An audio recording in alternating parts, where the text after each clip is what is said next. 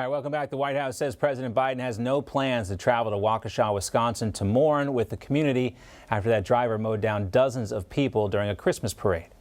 Obviously, any president going to visit a community requires a lot of assets, requires taking their resources, and it's not something that I have a trip previewed at this point in time, but we remain in touch with local officials, and certainly our hearts are with the community as they've gone through such a difficult time.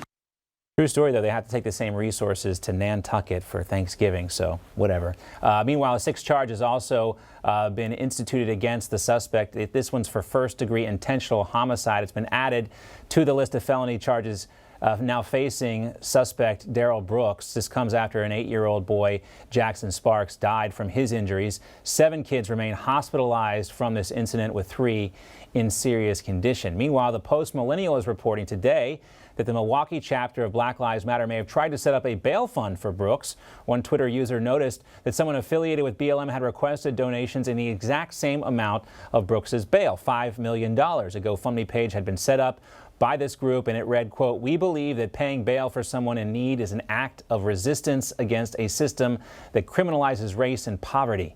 GoFundMe has since removed that page. Let's welcome back our panel now. Democratic strategist and former Obama advance man Robin Biro. Morgan Zegers is back with us as well. She's the founder of Young Americans Against Socialism.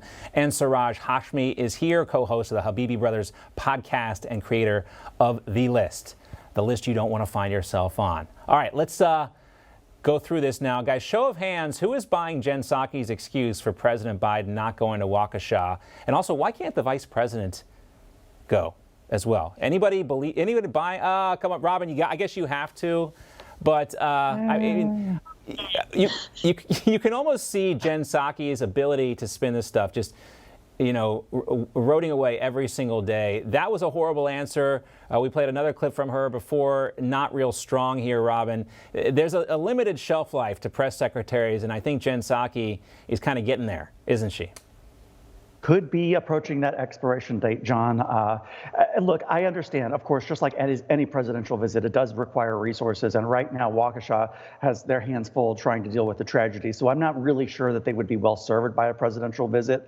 Honestly, I think he would probably be in the way, but it is the right thing to do. The right thing to do is to go there, offer your support, offer any resources on the federal level that are needed for that community.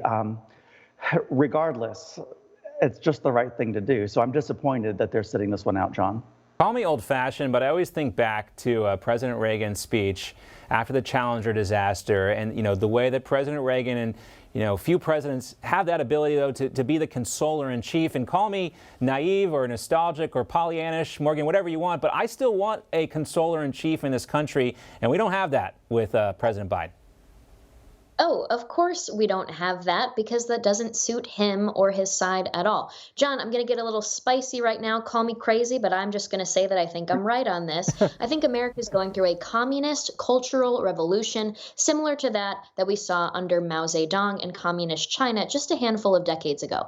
Now, you might wonder, how could this all be happening? A black guy mows down a bunch of white people at a Christmas parade, and then all of a sudden the media is trying to cover it up. Yeah, because they do the left's dirty work. I'll remind you, now that we're talking about Black Lives Matter and how they're trying to fundraise for him, let's just do a little quick recap. The co-founder, Patrisse Cullors, called herself a trained Marxist. And just a handful of years ago, John, I don't know if you guys have seen this footage, she was speaking to a crowd and she said that she was proud that her book is considered similar to Mao Zedong's Little Red Book, again, from the Cultural Revolution of Communist China. So it's no surprise here that we can't celebrate anything revolving around American culture, heritage, tradition without the left saying it's racist. It's because these are cultural Marxists. They're trying to enact a cultural revolution. And I don't think Biden or anybody on the left in power is going to stop them at this point. It's going to take other people, average Americans that care about this country, to preserve our values. You make a compelling case, Morgan. I don't know if I'm ready to go that far, but one thing that is interesting, the parallel here, Siraj, how the people that keep pushing themselves as Marxists are the ones who get rich in this process. Patrisse Cullors being one of these folks. It's actually kind of stunning considering how just the other day on Thanksgiving, the Black Lives Matter Twitter account complained how we were all eating dry turkey and overcooked stuffing on stolen land. Well, if it's stolen, there's nothing stopping anyone from staying here. I mean, this is a free country. Well, I do have to say though, with the whole Waukesha visit, President Biden visited Houston, Texas after that massive winter storm in February that basically took out the entire state. And you don't think they were stressed out with resources? Right. Give me a break. Right. I'm called John. That's cap. We know Jennifer Rubin, though, will be defending this decision, right, Suraj? She's your favorite person on the list, right? She's going to get the Lifetime Achievement Award for the list, right? Right. I mean, as the third move as Twitter CEO, I'm going to use the full weight of the platform to get Jennifer Rubin elected as president of the United States. And now I'm fired. Yes. Well, we'll see what happens. It'll be worth it, though, if you do get fired, because we will have accomplished something. Anyway, I kid. But you bring up a good point. I mean, this story does not fit the media's preferred narrative, so it's not getting nearly the same kind of intensity of coverage as the Rittenhouse trial did. Had Darrell Brooks been a member of the Proud Boys, Robin, you know damn well that Joe Biden and every other person who profits from this race hustling stuff, they would be there in Waukesha, Wisconsin. The media coverage would be nonstop on CNN. Yes, you're exactly correct. And justice needs to be blind, always. And I've got an issue right now with basically whitewashing this and saying that it's an SUV. It wasn't the person. It wasn't Darrell Brooks. It was an SUV. But look, this criminal was swerving his vehicle side to side to take out and kill as many pedestrians and parade goers as he could. This is a dangerous, violent criminal who shouldn't have been out on bond to begin with. And there are problems with our justice system that by allowing him to remain as he was. I mean, he ran over his girlfriend's leg with the vehicle. Yeah. He'd shot at his nephew. This is a violent criminal. Right, and he is the suspect in this particular case, but you bring up a good point. We've seen this done by a lot of media outlets, including CNN. They're blaming the car here. This is something you learn in journalism school. You don't blame inanimate objects for things that people do. It's like when the left blames violence on guns instead of actually the people that use those guns. It's a similar situation here. But I think this is also, Morgan, a good time to remind everyone about how Kamala Harris supported the Minnesota Freedom Fund, another one of these get everyone out of jail kind of groups. And that came back to haunt her as recently as just this September.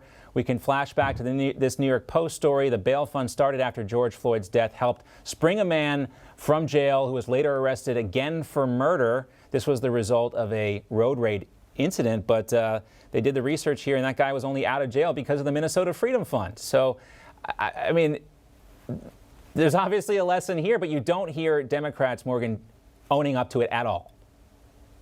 Of course. It reminded me of with Kyle Rittenhouse, all of the Dems and the left, they were saying, this sends a message to the right wing of America that you can shoot people at a protest and it's endorsing violence. I would say that was just a case of self-defense, and we were supporting someone defending themselves as he was being attacked by 3 people. But what Kamala Harris did, and what a lot of leaders on the left did when they supported this bail fund, is they endorsed violence, they endorsed looting, they endorsed rioting. And not only that, but what kind of message does it send to know that our vice president, one heartbeat away from presidency in the United States of America, leader of the free world, is going to support you if you destroy American cities? I think a lot of American taxpayers were fed up because we signed this invisible contract. We pay taxes, we're good citizens, and then the government supports and protects us and provides basic security and services.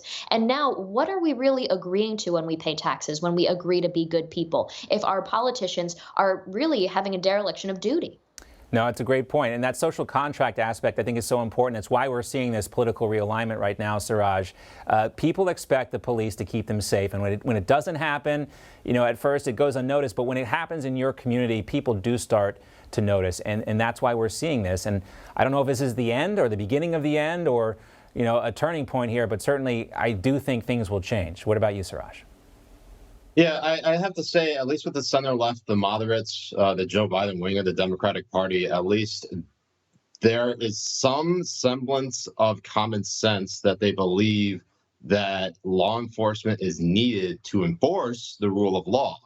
And when you don't have the rule of law, you have anarchy, you have chaos, you have basically everything that happened in the summer of 2020 go completely unchecked. And while, President Trump at the time probably should have been more forceful. Maybe he felt he caved to some political pressure about deploying the National Guard at the time he needed to, ultimately that would have restored a lot of law and order in the rest of the country. We probably wouldn't have seen it get as bad as even Kenosha. And, Kyle Rittenhouse probably wouldn't have been charged with two counts of murder and aggravated assault if Trump did deploy the National Guard. This wouldn't have happened. And Democratic mayors, as well as a lot of these cities and counties, if they had their law enforcement's back, we probably wouldn't have seen it either. Right. That's the deterrence aspect of law enforcement. It certainly wasn't there. And Tony Evers, the governor, he could have done a lot to prevent this, but he decided not to as well. Great to see everyone. Always a great conversation. Morgan, Robin, and Siraj, thanks so much. Siraj, good luck over there on Twitter. Keep us posted. Maybe you can get me verified. I don't really want to be verified, but if you're the CEO, I'll think about it. Stay with us, guys. Your catch-up. Don't worry, I'm shutting it down. Thanks. We'll see you in a sec. Hey guys, it's Morgan. Thank you so much for watching. We really appreciate it. We want our page to be a resource for you to learn more about history and about the current events going on in the world today. So be sure to like this video, subscribe, and hit the notification bell so that you can see more of our content as it comes out. We have plenty of playlists for you to learn from.